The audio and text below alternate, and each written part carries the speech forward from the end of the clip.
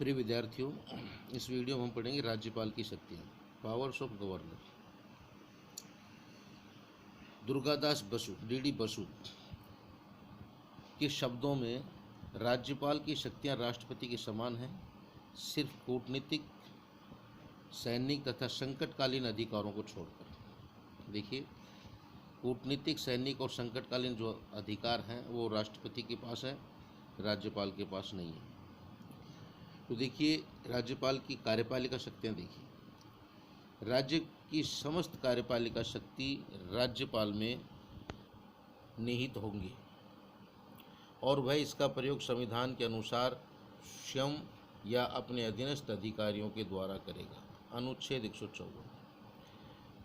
दोबारा देखें इसको ध्यान से कि राज्य की कार्यपालिका, सारी कार्यपालिका शक्तियाँ, समस्त कार्यपालिका शक्तियाँ राज्यपाल में निहित होंगी और वह इसका प्रयोग संविधान के अनुसार स्वयं करेगा या अपने अधीनस्थ अधिकारियों के द्वारा करेगा।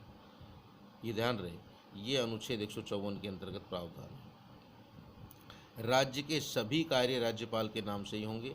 अनुच्छेद 166। राज्यपाल को प्रशासन में सहायता एवं परामर्श देने के लिए एक मंत्री परिषद होगी जिसका मुखिया मुख्यमंत्री होगा। अनुच्छेद 163। ये देखिए, बड़ा महत्वपूर्ण है ये मैं पहले बता चुका हूँ आपको।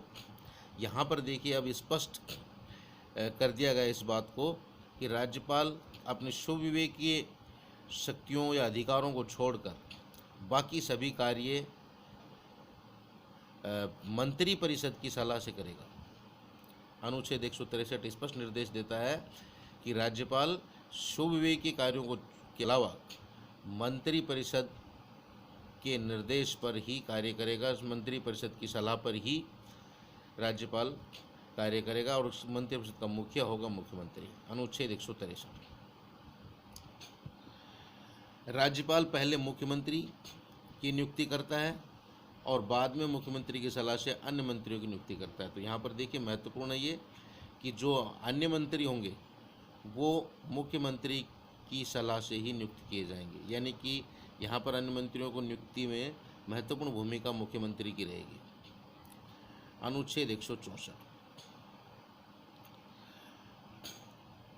मंत्री परिषद के सदस्य राज्यपाल के प्रसाद पर्यंत ही अपने पद पर रह सकते हैं। ये देखिए, महत्वपूर्ण है यहाँ पर। यानी कि मंत्री परिषद के जो भी सदस्य हैं वो राज्यपाल के प्रसाद पर्यंत पर ही अपने पद पर रह सकते हैं। इसको थोड़ा मैं एक बार और इसको स्पष्ट करता हूँ। देखिए, मंत्री परिषद को हटाने का जो काम है या उनको पदमुक्त करने का काम वो राज्यपाल का है, लेकिन इसी वजह से यहाँ पर लिखा गया राज्यपाल के प्रसाद पर्यंत, क्योंकि किसी मंत्री को हटाया जाएगा तो राज्यपाल की स्वयं की इच्छा नहीं होगी। यहाँ पर मुख्यमंत्री की इच्छा से हटाया जा सकता है, लेकिन संवैधानिक तौर पर हटाने का जो काम है या उनको पदमुक्त करने का जो काम है वो राज्यपाल का है। इसलिए यहाँ पर देखिए, राज्यपाल के प्रसाद पर्यंत पर लिखा गया। अनुच्छेद 167(1) राज्यपाल को शासन से संबंधित सभी मामलों में सूचना प्राप्त करने का अधिकार है और इसी क्रम में मुख्यमंत्री का भी ये कर्तव्य है कि वह राज्यपाल के मांगे जाने पर सूचना दे। अनुच्छेद 167(2) यहाँ पर दोनों बातों को देखिए। अनुच्छेद 167(1), अनुच्छेद 167(2).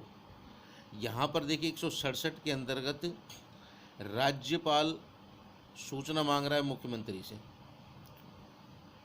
और अनुच्छेद 167(2) के अंतर्गत यहाँ पर मुख्यमंत्री का कर्तव्य है कि वो राज्यपाल को मांगे जाने पर सूचना दे। राज्यपाल को शासन से संबंधित सभी मामलों में सूचना प्राप्त करने का अधिकार है। अनुच्छेद 167(1), ये कभी भी सूचना मांग सकता है। नंबर 2, 167(2) के अंतर्गत यहाँ पर मुख्यमंत्री का कर्तव्य बताया गया है कि राज्यपाल जब सूचना मांगे तो वह सूचना उसको दे। इसके बाद देखिए, अनुच्छेद 167(3), ये महत्वपूर्ण है, ये देखिए, इसको ध्यान दें। यदि किसी मंत्री ने किसी विषय पर निर्णय ले लिया है और जिस पर मंत्री परिषद ने निर्णय नहीं लिया हो, यानी किसी व्यक्तिगत तौर पर किसी मंत्री ने निर्णय ले लिया हो किसी विषय पर और मंत्री परिषद ने उस पर विचार नहीं किया हो, तो ऐसी स्थिति में राज्यपाल के द्वारा मुख्यमंत्री को निर्देश दिया जा सकता है कि वह संबंधित विषय को मंत्री परिषद के विचार के लिए उसे मंत्री परिषद में रखे। यानी कि किसी मंत्री के द्वारा जो निर्णय लिया गया है उस निर्णय को पूरी मंत्रिपरिषद के निर्णय हेतु राज्यपाल उसको रखवा सकता है। मुख्यमंत्री के संबंध में वो निर्देश दे सकता है, अनुच्छेद 167(3। देखिए हम राज्यपाल की कार्यपालिका शक्तियाँ पढ़ रहे हैं। इसी संबंध में देखिए राज्यपाल कार्यपालिका शक्ति के अंतर्गत ही महाधिवक्ता, एडवोकेट जनरल, राज्य के लोक सेवा आयोग, state PSC, public service commission के अध्यक्ष तथा उसके सदस्यों की नियुक्ति करता है और उच्च न्यायालय के परामर्श से जिला न्यायाधीशों, जिला जजों की नियुक्ति करता है। ध्यान रहे, यहाँ पर देखिए जो महाधिवक्ता होता है, एडवोकेट जनरल, ये राज्य का विधि अधिकारी होता है, यानी कि सरकार का ये विधि सलाहकार होता है महाधिवक्ता। और राज्य के लोक सेवा आयोग के जो सदस्य होते हैं, उसके अध्यक्ष, उन सब की नियुक्ति राज्यपाल के द्वारा की जाती है। और यहाँ पर देखिए उच्च न्यायालय के परामर्श, यानी कि हाईकोर्ट के परामर्श से जिला न्यायाधीशों या जिला जजों की नियुक्ति भी राज्यपाल करता है। यहाँ पर देखिए उच्च न्यायालय के न्यायाधीशों की नियुक्ति में राज्यपाल से परामर्श लिया जाता है। यहाँ पर महत्वपूर्ण, इसको ध्यान दें, यानी कि हाई कोर्ट के जो जजेज हैं उनकी नियुक्ति राज्यपाल नहीं करता है, उनकी नियुक्ति राष्ट्रपति के द्वारा की जाती है। लेकिन यहाँ पर देखिए राज्यपाल से परामर्श लिया जाता है उच्च न्यायालय के न्यायाधीशों की नियुक्ति के संबंध में। राज्य कार्यपालिका क्षेत्राधिकार के अंतर्गत आने वाले कानूनों के विरुद्ध यदि अपराध किया जाता है तो राज्यपाल अपराधी के दंड को कम, स्थगित, बदलने या क्षमा करने का अधिकार रखता है, अनुच्छेद 161। यानी कि राज्य कार्यपालिका के क्षेत्राधिकार के अंतर्गत और उसके अंतर्गत जो भी कानून है, कानूनों का यदि कोई किसी ने किया है तो ऐसी स्थिति में अपराधी को राज्यपाल उसके दंड को कम कर सकता है, स्थगित कर सकता है, बदल सकता है या क्षमा दान दे सकता है। ये अनुच्छेद 161। इसके बाद देखिए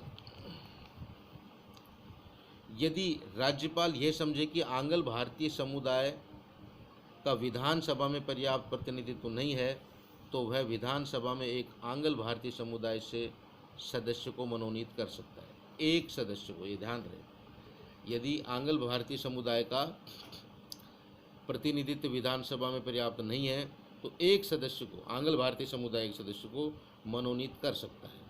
ये ध्यान रहे। राज्यपाल विधान परिषद में जो दूसरा सदन है विधानमंडल का, उसमें 1/6 सदस्यों को मनोनीत कर सकता है जिनकी शिक्षा, साहित्य, समाज सेवा, विज्ञान, कला आदि में विशेष ख्याति या अनुभव हो। जिस प्रकार से राष्ट्रपति राज्यसभा के 12 सदस्यों को मनोनीत करता है, उसी प्रकार से यहाँ पर विधान परिषद में राज्यपाल 1/6 सदस्यों को मनोनीत करता है। विधायी शक्तियाँ अगले वीडियो में पढ़ेंगे। धन्यवाद।